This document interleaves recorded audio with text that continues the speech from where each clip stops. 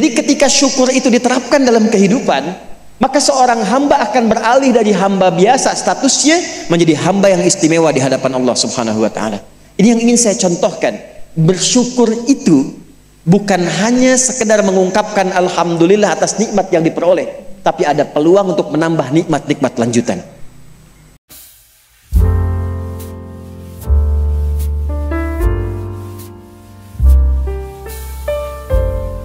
Apa itu syukur? Sebentar. Ibu bersyukur punya rumah? Syukur. Ibu bersyukur punya kendaraan? Bersyukur punya keluarga? Ada suami, ada anak-anak, bersyukur? Baik. Yakin? Bersyukur diberikan pakaian? Yakin? Masa? Nah, sekarang apa itu syukur? Syukur itu pelan-pelan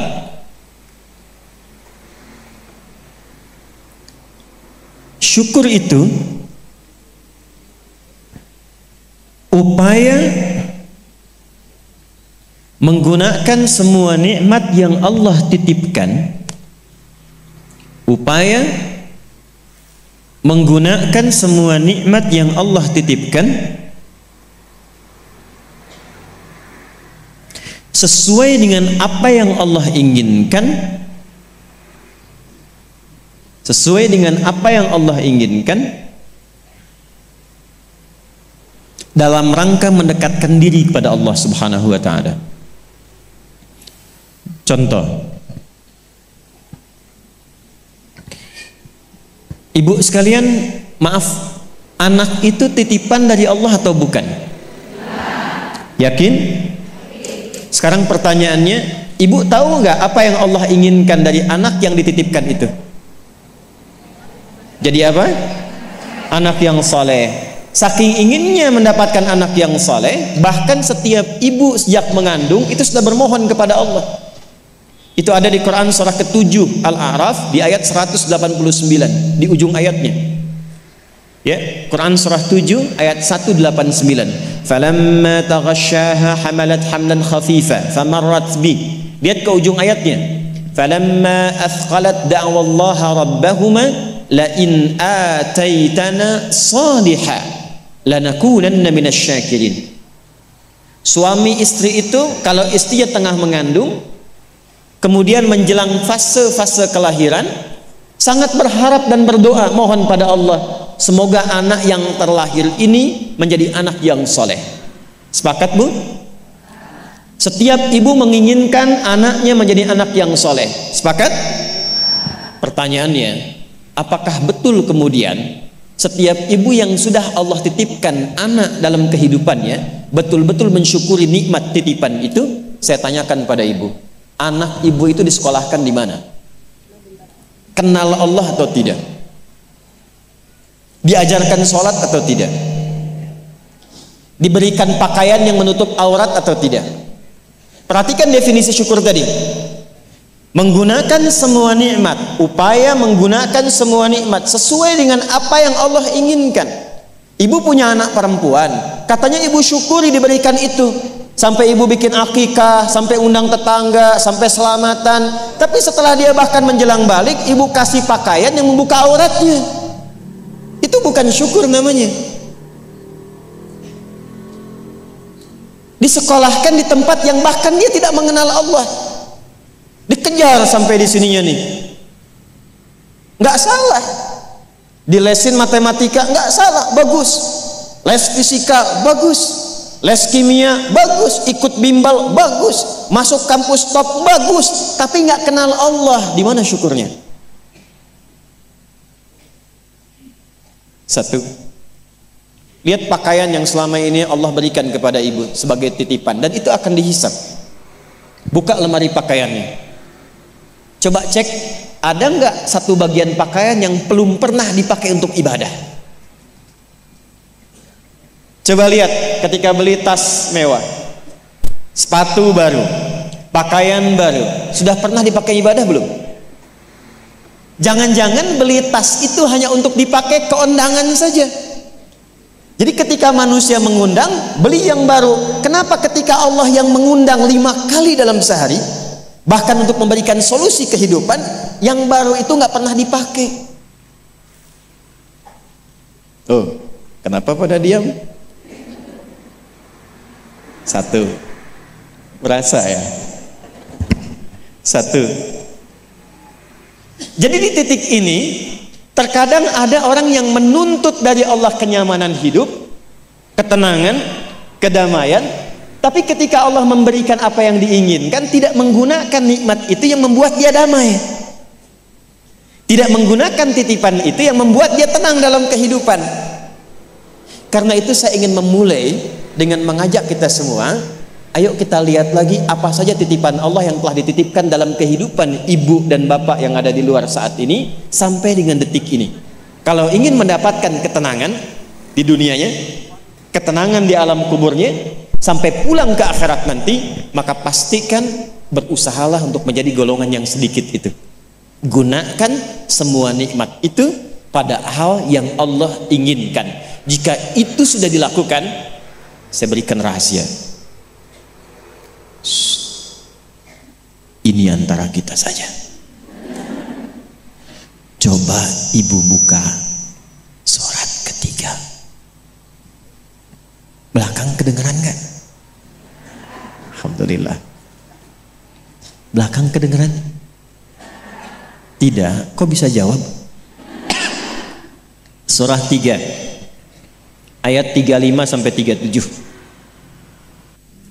Quran surah 3 ayat 35 sampai 37.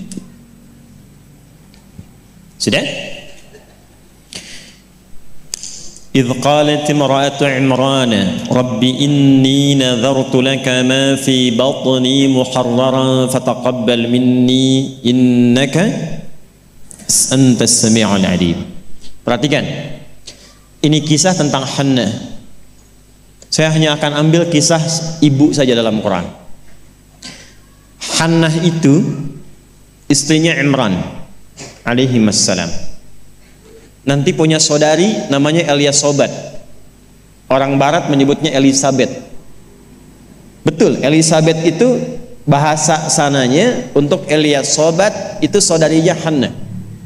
Nanti nikahnya Elizabeth dengan Nabi Zakaria. Hannah nikahnya dengan Imran. Ketika Hannah mengandung, sepakat suami istri ini ingin mensyukuri nikmat kandungan itu dengan mengharapkan lahirnya anak yang soleh. Maka apa yang terjadi? Untuk mendapatkan soleh itu maka dibuat persiapan. Ini hukum umum, Bu. Ibu kalau misalnya ingin memasukkan anaknya ke sekolah tertentu, kan disiapkan dulu ya dari awal. Ya, sekolahnya di mana, yang dibutuhkan apa, sebelum masuk udah siap-siap. Biayanya berapa, perlengkapannya apa, disiapkan jauh sebelum masuk. Begitu kan ya? Maka Hannah dan suaminya sudah menyiapkan. Nanti kalau anak ini terlahir, disiapkan tempat khusus supaya dia betul-betul menjadi anak yang soleh. Namanya mihrab. Mihrab itu tempat yang dikhususkan untuk bisa fokus ibadah, bertakarub kepada Allah saja. Nanti harus ada yang merawat, yang mengajar, yang merawat itu harus orang yang paling soleh dan pintar di zamannya. Yang ketiga, disupport banyak doa. Dua-duanya sudah kompak. Siapapun yang kalau anak ini lahir masih hidup, entah ayah atau ibunya, teruskan cita-cita yang sudah menjadi komitmen ini. Maka ketika kandungan itu terus membesar dan siap menjelang persalinan, Imran meninggal. Jadi Imran itu meninggal dan Maryam nanti lahir dalam keadaan yatim. Maka lahirlah Maryam. Apakah ketika Maryamnya lahir, ayahnya sudah tidak ada, ibunya berhenti dari cita-cita yang sebelumnya menjadi komitmen? Tidak, diteruskan itu.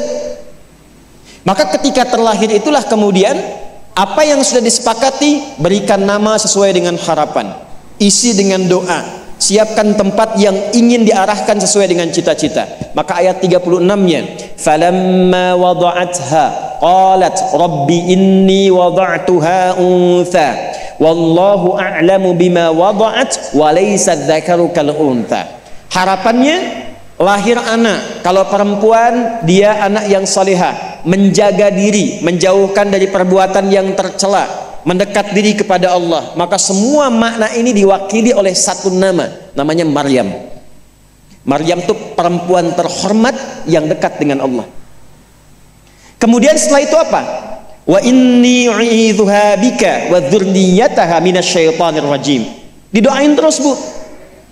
Didoakan. Setelah itu apa?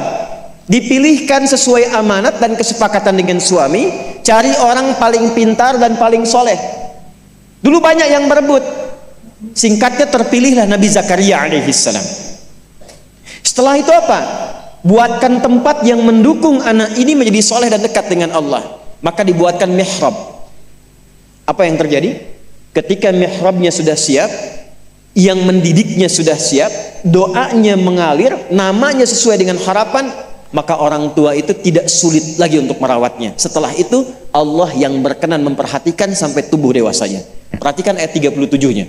Fataqabbalaha rabbuha biqabulin hasanin wa ambataha nabatan hasana wa kaffalaha Zakaria. Satu, Zakariyanya ada.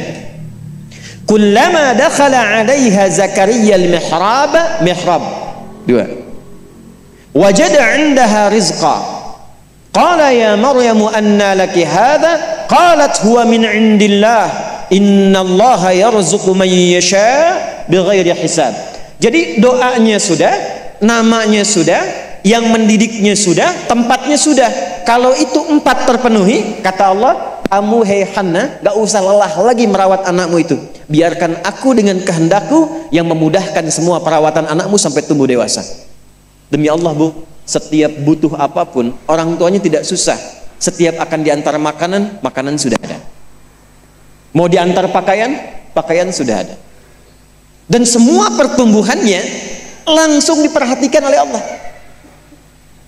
Jadi ketika syukur itu diterapkan dalam kehidupan, maka seorang hamba akan beralih dari hamba biasa statusnya menjadi hamba yang istimewa di hadapan Allah Subhanahu wa taala. Ini yang ingin saya contohkan.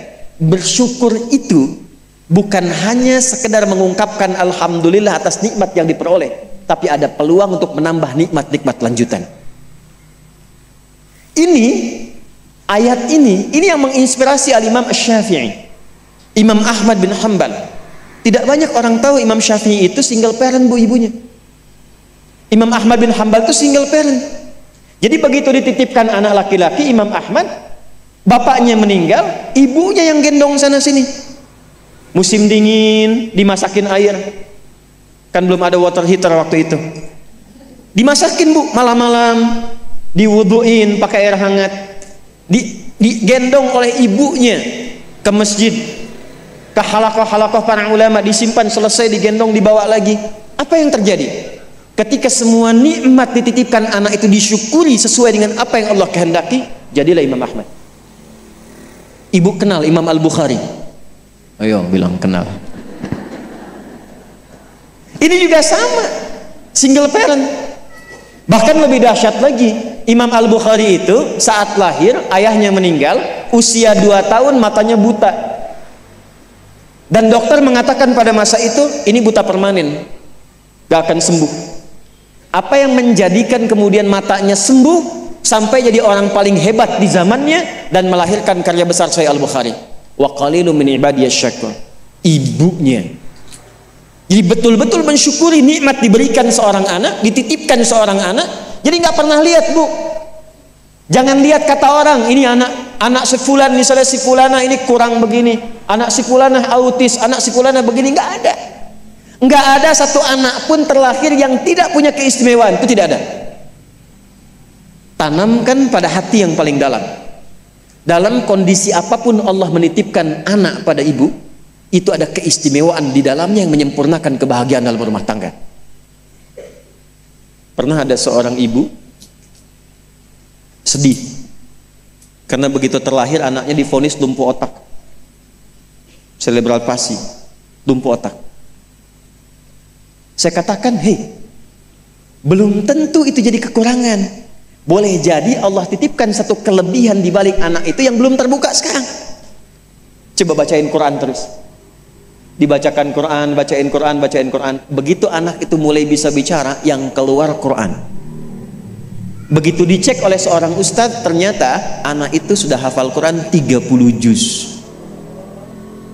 30 juz.